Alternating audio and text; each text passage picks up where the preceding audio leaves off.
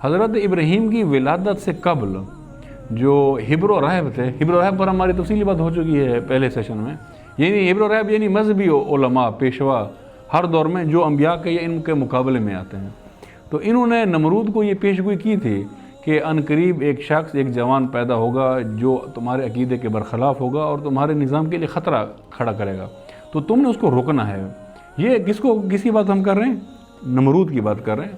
اور یہ علاقہ بابل کا علاقہ ہے، قرآن نے اس کو بیان کیا بابل، اور بابل عراق کے اندر آتا ہے اس وقت، تقریباً کربلا سے 1 گھنٹے یا سوا گھنٹے کے فاصلے پر، تقریباً 80-90 کلومیٹر کا 80-90 کلومیٹر کا فاصلہ بنتا ہے، گھنٹہ یا سوا گھنٹہ اگر کربلا سے جائیں تو یہ بابل آ جاتے ہیں۔ آج بھی وہ شہر ہے بابل، اب کھنڈرات ہیں وہاں پر، یہ یعنی علاقہ تھا، اور یہاں سے اندازہ لگیں کہ عراق کتنی قدیمی تہذیب ہے، چونکہ زمانے کے حساب سے تقریباً 5000 یا 5500 سال پہلے کا یہ واقعہ ہے ابراہیم علیہ السلام کا، اور نمرود کو بتایا گیا۔ اور نمرود کو اب جانتے ہیں نمرود کون تھا؟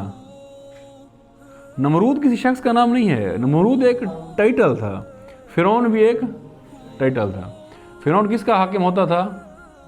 مصر کا، اور نمرود عراق کا یعنی بابل کا حاکم ہوتا تھا، اور یہ دونوں اپنے آپ کو خدا سمجھتے تھے۔ پہلا زمانہ اس کا پہلا زمانہ ہے اور وہ اس کا دوسرا زمانہ ہے۔ خدا اس معنی میں نہیں سمجھتے تھے کہ یہ دعویٰ نہیں کرتے تھے کہ ہم انسانوں کو پیدا کرتے ہیں، یہ دعویٰ ان کا نہیں تھا، یا انسانوں کو خلق کرتے ہیں، یہ دعویٰ ان کا نہیں تھا۔ خدا سمجھتے تھے یعنی وہ کہتے تھے کہ ہماری ملکیت ہے انسانیت، ہم اس کے لیے قانون بنائیں گے، انسانوں نے کیا کرنا ہے کیا نہیں کرنا ہے اس کا فیصلہ ہم کریں گے، یہ ہماری اطاعت کریں گے۔ اس کو اس معنی میں اللہ نے بیان کیا، یہ گویا اپنے آپ کو خدا سمجھتے تھے۔ تو یہ ایک ٹائٹل کا نام تھا، اور مختلف نام گزرے ہیں، لیکن اس کے لیے جو ٹائٹل استعمال ہوتا تھا وہ نمرود کا ٹائٹل ہوتا تھا۔ اور یہ ویسے ایک عجیب واقعہ بھی ہے کہ ایک دفعہ جمال عبد الناصر نے یہ جملہ کہا تھا۔ جمال عبد الناصر کا پتہ ہے آپ کو؟ جمال عبد الناصر جو مصر کا قوم پرست رہنما گزرا ہے، اس نے ایک دفعہ، قوم پرست تھا، ظاہراً تھا مسلمان لیکن قوم پرست تھا، اور تو اس نے یہ کہا تھا کہ ایک دفعہ کہ نحنو ابناء الفرعون، کہ ہم فرعون کی اولاد ہیں، یعنی بڑے فخر سے، یہ فرعون ہمارا۔ تو اس کے جواب میں ادھر سے صدام کی حکومت تھی، صدام نے جواب میں کہا تھا کہ نحنو ابناء النمرود، کہ ہم نمرود کی اولاد میں سے ہیں، ٹھیک ہے۔ یعنی جب انسان قوم پرستی میں گھر جائے تو اتنا یہ ہو جاتا ہے کہ اس بات پر فخر کرتا ہے کہ ہم نمرود کی اولاد ہیں، ہم فرعون کی اولاد ہیں، یہ آ جاتا ہے انسان اس موقع، یعنی اگر قوم پرستی میں گرفتار ہو۔ یہ قوم پرستی تھی نا کہ وہ ہمارے علاقے کے تھے، چاہے خدا بنے ہوئے تھے، خدا کے مقابلے میں تھے، لیکن یہ آ جاتا ہے۔ تو بہرحال نمرود نے پھر یہ کام کیا کہ جب اس کو بتایا گیا اس کے مذہبی پیشواؤں نے کہ اس طرح سے ہوگا، تو اس نے کہا کہ تمام عورتوں اور مردوں کو بابل میں ایک دوسرے سے جدا کر دو، یعنی تمام میاں بیوی ایک دوسرے سے دور ہو جائیں تاکہ کوئی بچہ پیدا نہ ہو سکے، اور جو عورتیں ہیں ان کے لیے اس نے حمل شناس عورتوں کا انتخاب کیا، یا دائیوں کا انتخاب کیا کہ وہ جائیں اور تمام عورتوں کو چیک کریں کہ کسی عورت کے اندر حمل تو نہیں ہے، اگر حمل ہے تو اس حمل کو گرا دیں تاکہ حمل کے اندر کوئی بچہ نہ ہو، اور نہ ہی دوبارہ میاں بیوی مل سکیں کہ کوئی بچہ پیدا ہو، تاکہ جب کوئی بچہ پیدا ہی نہیں ہوگا تو میرے لیے کوئی خطرہ ہی نہیں ہوگا۔ یہ کام کیا نمرود نے، اور اس کی پوری تفصیل ہماری کتاب جو مہدویت پر بنیادی کتاب ہے شیخ صدوقی کمال الدین، اس پہ موجود ہے، اور اس پورے واقعے کے راوی امام صادق ہیں جو آپ کے سامنے بیان کروں، امام صادق سے مروی ہے، شیخ صدوق نے اسے کمال الدین میں لکھا ہے۔ تو اس زمانے میں جب الگ کر دیا تو حضرت ابراہیم جو ہے نا وہ ماں کے پیٹ کے اندر پیدا ہو چکے تھے، تو جب حمل شناس عورتیں وہاں گئیں ان کی والدہ کو دیکھنے تو وہ تشخیص نہیں کر سکیں کہ یہ حاملہ ہیں۔ اس کی کیا وجہ تھی؟ اس کی وجہ تھی کہ اب خلقت کے اندر، نظام خلقت کے اندر خدا نے یہ ایک تبدیلی کی ان کے لیے کہ عام طور پر عورت کا پیٹ آگے کی طرف بڑھتا ہے، ان کا پیٹ کمر کی طرف، پشت کی طرف بڑھا دیا اللہ تعالیٰ نے۔ تو جب انہوں نے پیٹ میں دیکھا تو پیٹ میں کچھ بھی نہیں تھا، اور یہی سیم سینیریو اللہ تعالیٰ نے ریپیٹ کیا کس کے لیے؟ امام زمان کے لیے، کہ حضرت بی بی نرجس خاتون جو والدہ ہیں امام زمان کی، ان کا پیٹ بھی ایسا ہی تھا، کیونکہ اس وقت کی حکومت بھی تلاش میں تھی کہ وہ آخری نائب رسول خدا کا پیدا نہ ہو جائے، اور اسی تلاش میں تھے کہ کوئی آثار نظر نہ آئیں، اور وہ اس بات پر مطمئن تھے کہ ابھی تو کوئی آثار ہیں ہی نہیں، کیونکہ اسی طریقے سے ان کے پیٹ کو اللہ تعالیٰ نے چھپایا کہ پشت کی طرف کر دیا تھا۔ تو کافی زیادہ نسبت ہے امام زمان اور حضرت ابراہیم کی غیبت میں۔ تو یہاں پر اس طرح ہوا کہ وہ پہچان نہیں کر سکیں۔ بعد میں حضرت ابراہیم پیدا ہو گئے، اب جب پیدا ہو گئے تو اب حضرت ابراہیم کے والد خوفزدہ ہوئے کہ یہ تو نمرود کو پتہ چل گیا کہ یہ پیدا ہو گئے ہیں، تو بچے کو تو مارے گئے ساتھ میں ہمیں بھی سب کو مار دے گا، کہ جی ہم نے چھپا کے رکھا تو اب کیا کریں. تو اس پر ان کے والد کہتے ہیں کہ ہمیں ایسے لگتا ہے کہ ہم نمرود کو خود ہی بتا دیں، اس سے پہلے کہ کہیں اور سے نمرود کو پتہ چلے بچے کو مارے ہمیں مارے، ہم اسے بتا دیتے ہیں. تو یہاں پر جو حضرت ابراہیم کی والدہ ہیں وہ انہیں کہتی ہیں کہ نہیں ہم ایسا نہیں کرتے. اب ظاہر ہے یہاں اسے اپنے پاس تو رکھ نہیں سکتے، پتہ چل جائے گا بچہ پیدا ہو گیا بابول کے اندر، بچے کو تو اس نے ویسے ہی مارنا، ہمیں بھی نہیں چھوڑے گا. تو ایسا کرتے ہیں اس کو کسی غار میں چھوڑ آتے ہیں. جب غار میں چھوڑ دیں گے تو خود ہی بچہ وہیں پر وفات پا جائے گا اور ہمارا نہیں پتہ چلے گا. تو یہ تدبیر ان کے ذہن میں آتی ہے اور اللہ تعالیٰ نے ڈالی مادر حضرت ابراہیم. یہ جا کر غار میں حضرت ابراہیم کو چھوڑ دیتی ہیں اور غار میں چھوڑ کے آ جاتی ہیں.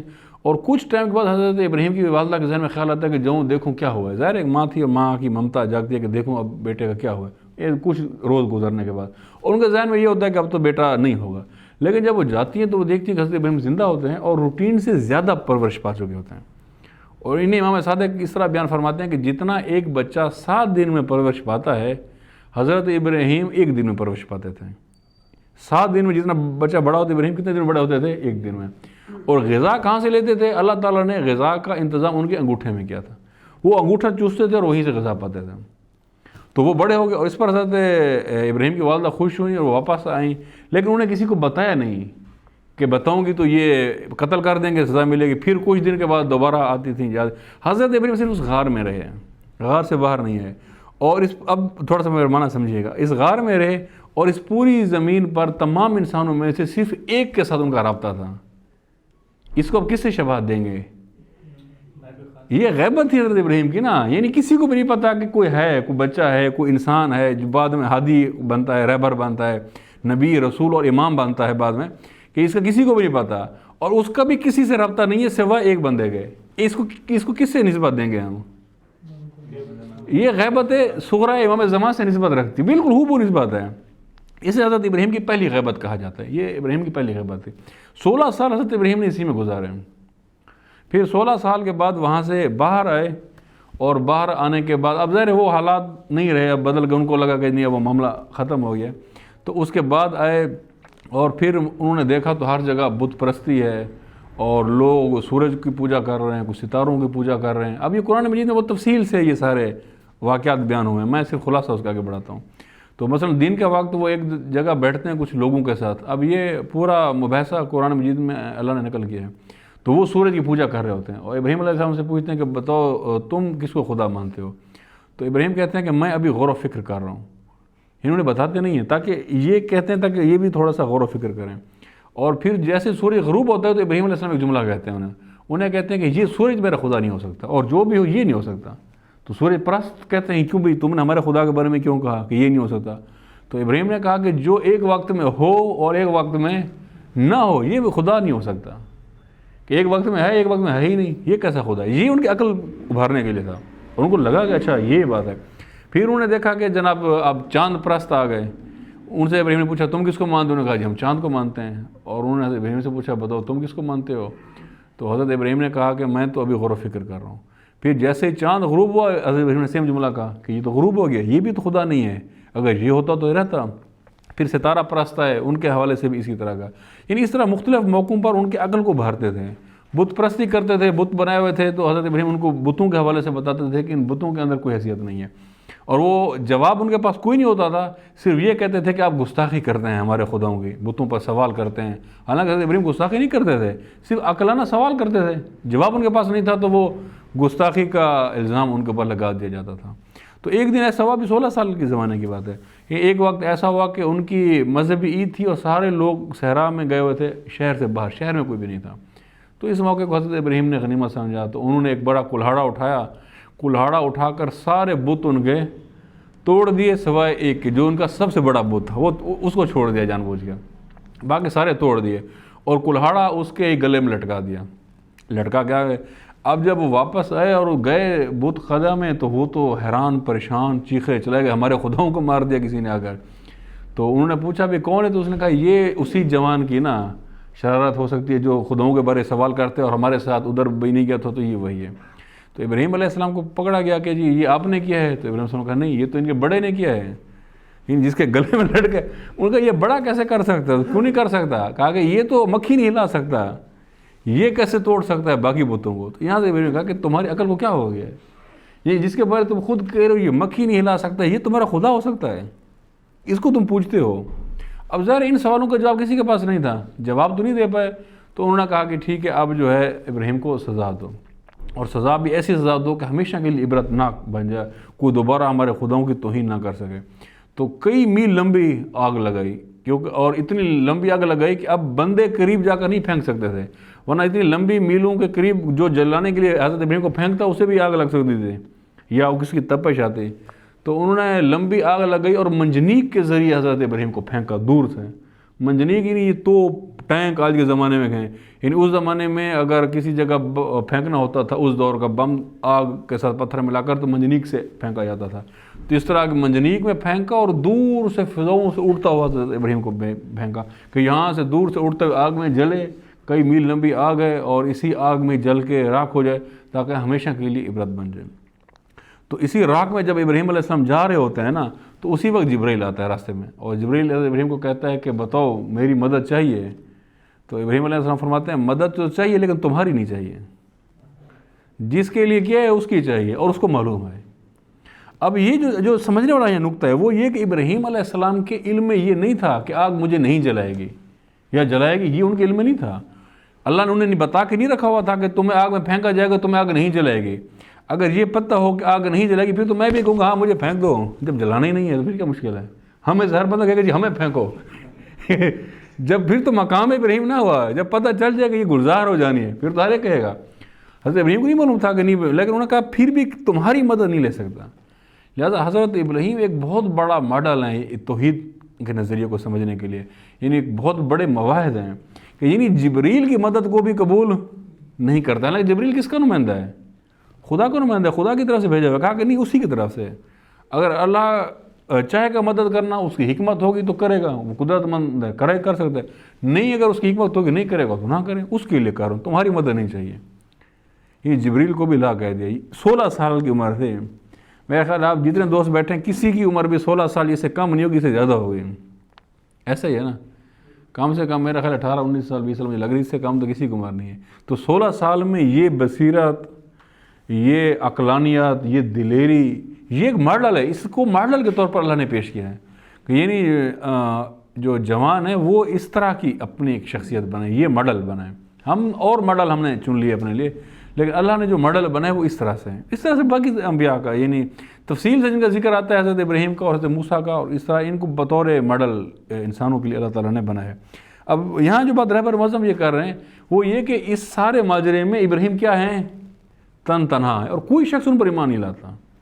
اس سارے واقعات کو دیکھتے ہوئے، اس ماجرے کو دیکھتے ہوئے بھی بابل میں کوئی شخص ان پر ایمان نہیں لاتا، سارے مشرک رہتے ہیں سوائے ایک شخص کے، اور وہ حضرت لوط ہیں جو ابراہیم علیہ السلام کے رشتے میں بھانجے بنتے ہیں، بعد میں نبی بھی ہوتے ہیں، تو وہ ان پر ایمان رکھتے ہیں حضرت لوط۔ اس کے علاوہ کوئی شخص نہیں مانتا، اس پورے ماجرے پر کوئی ایمان نہیں لاتا۔ ابراہیم تنہا ہوتے ہیں، آگ نہیں جلاتی پھر بھی ایمان نہیں لاتے یہ لوگ۔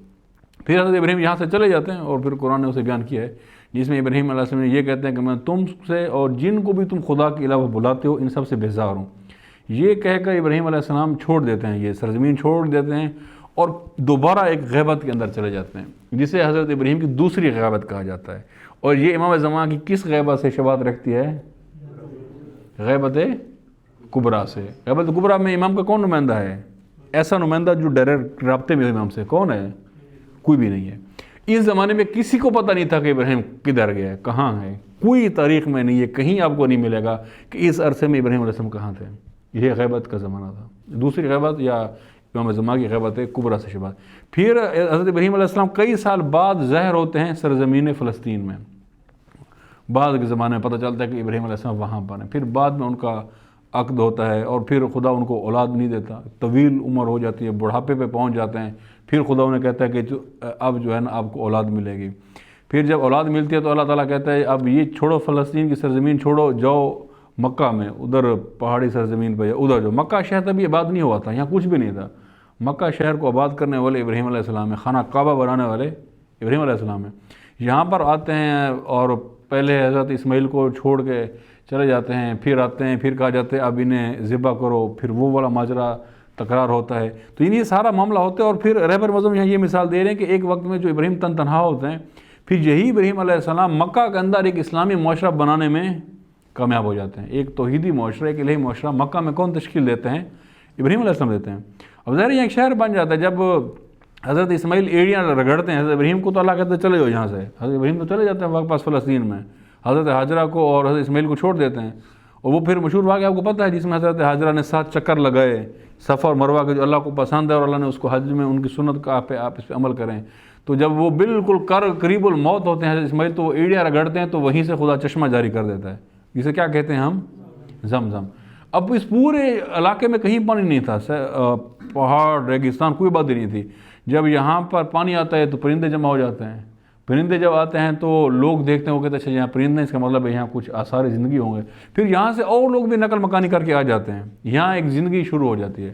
اور اس طرح سے ایک شہر، ایک معاشرہ حضرت ابراہیم بنانے میں کامیاب ہوتے ہیں، جو کہ ایک الہی معاشرہ ہوتا ہے، ایک توحیدی معاشرہ ہوتا ہے.